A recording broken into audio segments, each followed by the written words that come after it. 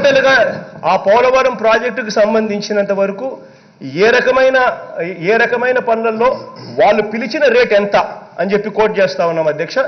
This rate ఏదైతే ఉంటుందో ఆ రేటు ప్రకారం ఆ రేటును పెట్టి ప్రీ క్వాలిఫికేషన్ క్రైటీరియాను రిలాక్స్ చేసి ఎక్కువ మందిని పార్టిసిపేట్ చేసేట్టుగా చేస్తా ఉన్నాం.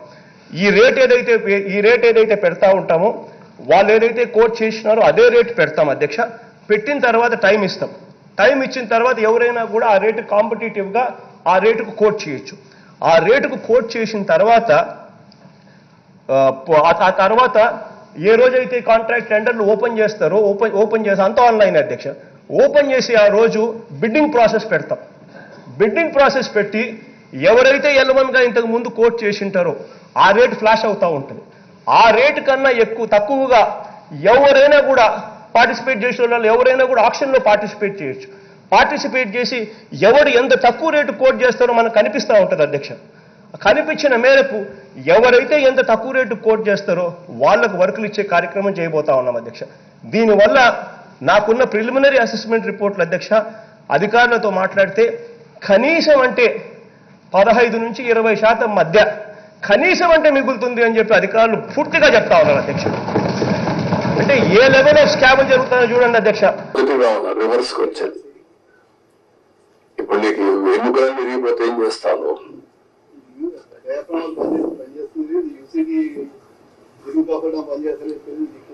అది లేదు, అప్పర్ కాఫర్ డ్యామ్ లేదు, లోయర్ కాఫర్ డ్యామ్ లేదు, గైడ్ బండ్ ప్లస్ గ్యాప్ 1 సగం కొట్టుకొని వెళ్ళిపోయింది. ఒకటి కాదు, అస్తవ్యస్తమైన పరిస్థితి.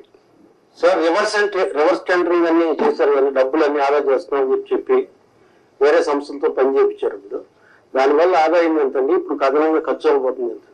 నేను ఏమంటానంటే ప్రాజెక్టు కొట్టుకొని కూడా రివర్స్ టెండరింగ్ అర్థం చేసుకోవాలా.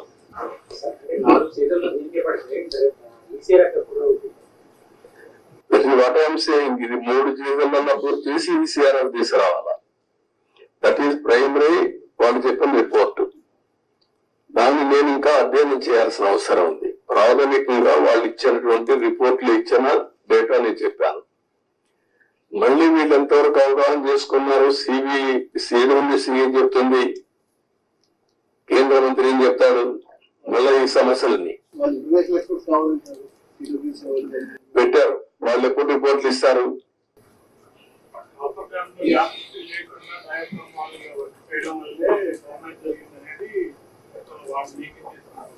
ఆరోపణ కాదు, కాఫర్ డ్యామ్ ని ఫిలప్ చేయడం కోసం క్లియర్ గా కట్టి ఆ 1 month లో ఈ ఏజెన్సీలు మార్చకపోతే అయిపోయింది.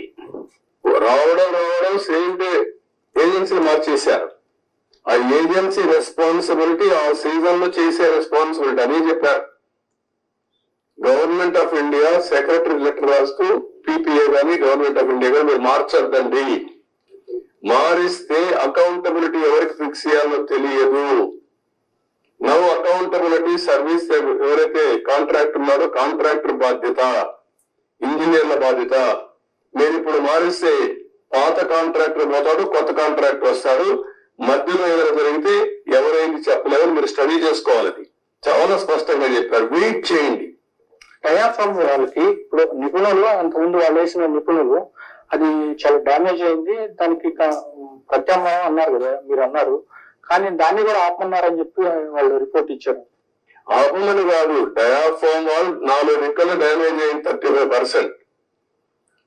4 రెక్కలు డ్యామేజ్ అయింది. దానికి కావాలని బ్యాండేజ్ చేయడం అంటే రింగ్ బెండ్ మారిగా ఒక రింగ్ బండేసి ఇంకో డయాఫ్రామ్ వాల్ దానికే కవర్ చేయడం. అది కవర్ చేసి మిగిలిన రెక్కల డ్యామేజ్ కావాలని చెప్పలేదు. దానికి 457 కోట్లు, 47 కోట్లు, మొత్తం వేయాలంటే 990 కోట్లు. దానికి 2 సీజన్లు మినిమం. దానికంటే ముందు ఇది కావాలి, కాఫర్ డ్యామ్ లో నీళ్లు లీక్ కాకూడదు.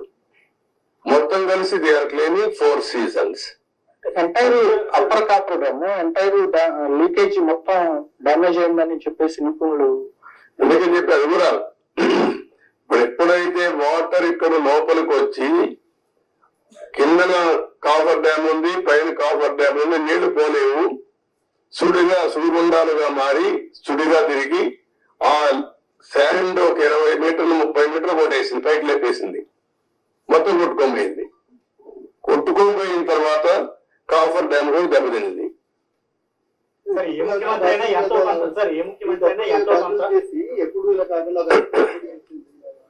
అంటే ఏం చేయాలి? నేను మిమ్మల్ని అడిగేదంటే మీరు అందరూ కూడా చర్చ చేయాలి, ప్రజలు కూడా చర్చ చేయమని చెప్పాలి. ముఖ్యమంత్రి అభివృద్ధిలో ఎంతో కొంత మార్పు చూపించాలని చూస్తారు, కానీ 5 ఏళ్ళు ఇలా ఉండిపోవడం అంటే ఏంటి, అనుభవం లేకపోవడం వల్ల జరిగిందా లేక వేరే ఎజెండా ఉందా? అజెండా కాదు, అజం, మూర్ఖత్వం, అజం, ఏమీ తెలియకపోయినా ఇష్టానుసారంగా బిహేవ్ చేయడం, ఒక పద్ధతైన రాజకీయాలు చేయడం. అందుకే చెప్పాను, రాజకీయాల్లో ఉండదగ్గన వ్యక్తి కాదు. ఎలాంటి వ్యక్తులు రాజకీయాల్లో ఉండకూడదో అలాంటి వ్యక్తి కేస్ స్టడీ ఇది. Not only this.